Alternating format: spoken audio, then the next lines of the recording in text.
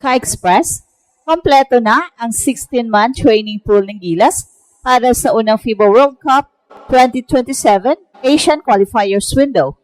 Nakatakdang magsimula ang unang practice ng kupunan sa November 18 bilang paghahanda sa dalawang laban kontra Guam sa November 28 at December 1. Ang lineup ay binubuo ng mga veterano at bagong dugo na magbibigay ng kombinasyon ng experience, youth at versatility.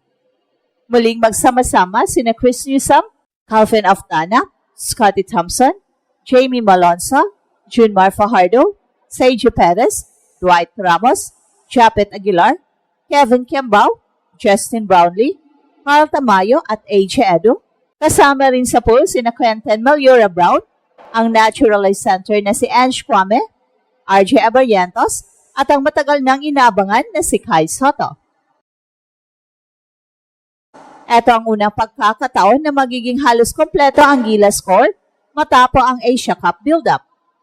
Ang pagbabalik ni Justin Brownlee at Dwight Ramos ay malaking tulong sa offensive flow ng team, habang ang tandem ni na AJ Edo at Kai Soto naman ang patuloy na tinuturing na future defensive wall ng Gilas. Kahit patuloy pa ang recovery ni Kai, official siyang bahagi ng training pool at inaasahang makikiangkas sa mga closed-door sessions para sa conditioning at system reintegration. Ayon sa coaching staff, pangunahing layunin ng November window ang pagtutok sa chemistry at adjustment ng mga bagong rotation. Ang unang laban kontra Guam sa November 28 ang magiging litmus test ng bagong sistema ni Coach Tim Cone, at ang rematch sa December 1 sa Blue Eagle Gym ay magsisilbing homecoming showcase ng kupunan. Strategic ang pagkakasama ni Kai sa pool dahil kahit limitado ang oras sa court, nananatiling simbolo siya ng direksyong tinatahak ng Gilas, mataas, moderno at pangmatagalan. Sa pagbubukas ng training camp, handa na muli ang Gilas na ipakita sa mundo na si Kai Soto ay handa na para sa Gilas at sa bawat window ay hakbang papalapit sa mas matatag na kinabukasan ng Philippine basketball. Nagsisimula na ang bagong kabanata ng Gilas matapos ang ilang linggong pag-aantay at mga spekulasyon. Official nang inanunsyo ng coaching staff na kompleto na ang 16-man pool para sa unang window ng FIBA World Cup 2027 Asian Qualifiers, at ang unang full practice ay tinakda sa November 18 at ang dalawang laban kontra Guam ay nakaschedule sa November 28 at December 1. Sa lineup, muling nagsanib puwersa ang mga kilalang pangalan ng Gilas score: Chris Newsome, Calvin Aftana, Scottie Thompson, Jamie Malonzo,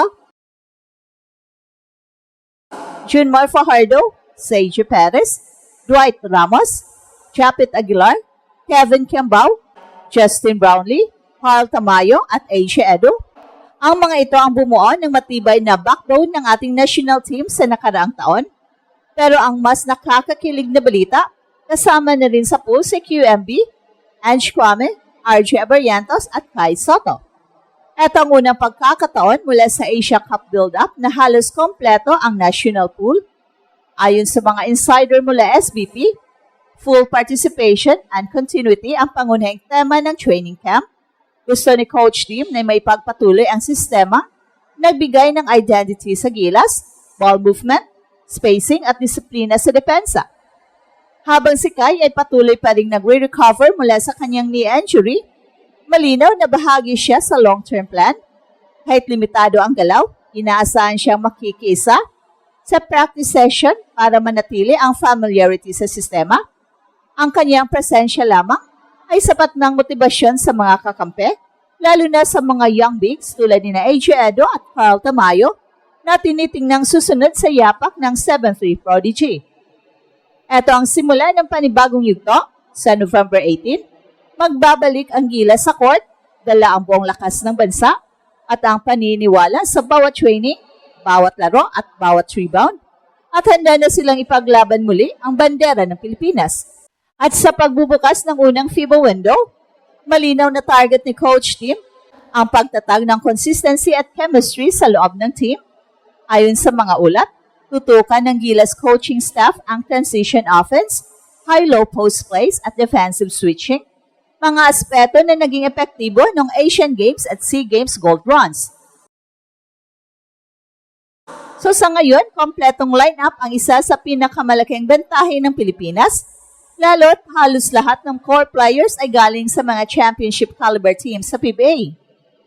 Particular na inaasahan si Kevin Cambao na magiging susi sa ball movement ng Gilas, sa kanyang basketball IQ at versatility, posibleng siya ang magdala ng bagong dimensyon sa frontcourt.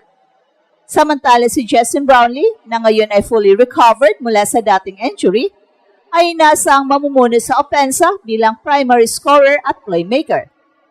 Well, bukod sa mga veterans, malaking bagay din ang pagpasok sa mga bagong mukha tulad ni QMB at RJ Abarrientos. Ang dalawa ay magbibigay ng athleticism at perimeter shooting na kailangan sa international level. Si Ange Kwame naman na muling isasama bilang backup naturalized center ay magsisilbing insurance presence sa paint, isang importanteng peraso laban sa physical na Guam team. Samantala, ang pagbabalik ni Kai ay simbolo ng pag-asa at direksyon ng team. Bagamat hindi pa tiyak kung makakalaro siya sa dalawang laban, tuloy-tuloy ang kanyang integrasyon sa sistema ni Coach Tim. We want him to feel part of everything, even if it's just in walkthroughs or system sets, ani ng isang Gilas insider. At sa November 28, inaasang magiging matunog ang laban sa pagitan ng Gilas at Guam, isang rematch sa kanilang 2020 qualifier showdown kung saan dalawang beses tinalo ng Pilipinas ang kalaban. Pero ngayong taon, mas malalim at mas mature ang team. Ito ay hindi lang paghahanda para sa window, kundi pagsisimula ng bagong era para sa Gilas. At habang papalapit ang unang laban kontra Guam, ramdam na sa loob ng training camp ang kakaibang energy. Ayon sa mga insiders, iba raw ang intensity ng Gilas. At sa ilalim ni Coach Tim, malinaw ang mensahe, walang superstar, walang shortcut, bayan muna bago sarili. At isa sa mga tutukan sa ensayo ay ang defensive identity ng team. Gusto ni Coach Tim na maging mas agresibo ang Gilas sa perimeter defense gamit ang athletic wings tulad ni Scottie Thompson, Calvin Oftana at Dwight Ramos. At sa ilalim ng basket naman, nakahanda si Junmar Fajardo na maging enforcer, habang sina AJ Edo at Carl Tamayo ay magtatagisan sa pagiging modern stretch bigs, handa sa rotation at spacing. Sa gitna ng lahat, andon si Kai, patuloy na nag-adjust at nagbabalik sa fall form, habang excited na ang buong bansa kung kailan talaga magbabalik si Kai sa aksyon. At ito ang Express Info kung saan bawat kwento, ginulat ang mundo. Don't forget to like and subscribe.